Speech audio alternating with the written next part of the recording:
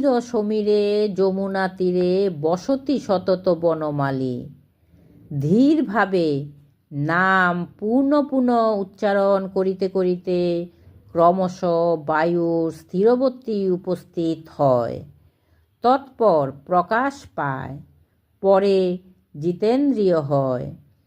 ইন্দ্রিয়গণ যেদিকে মনকে কর্ষণ করে সেই দিক হইতে অন্তরালে থাকিবার সতত চেষ্টা করিয়া পূর্ণ পূর্ণ মনকে ধীর সমীরে রাখার চেষ্টা করিতে হয়।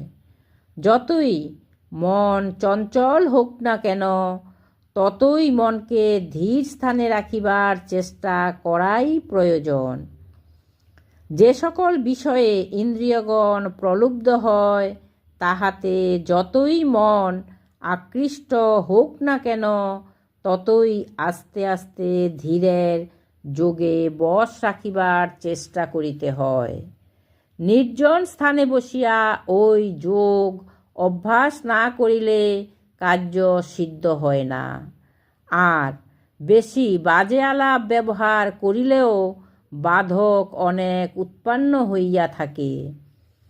যে পর্যন্ত নিদ্রা আকৃষ্ট না হয়, সেই পর্যন্ত ওই ধীর সমীরে থাকিতে পূর্ণ পূর্ণ চেষ্টা করিবেন।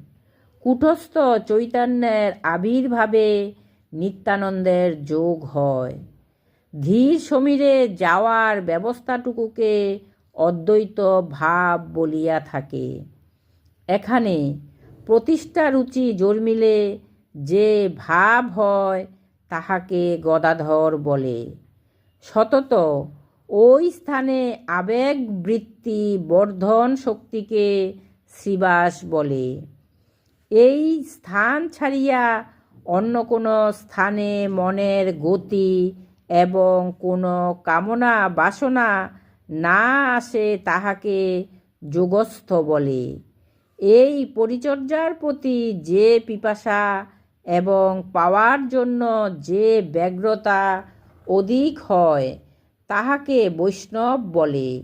সতত ইহারই পরিচর্যাকারী চিত্তকে ভক্ত বলিয়া জানিবে।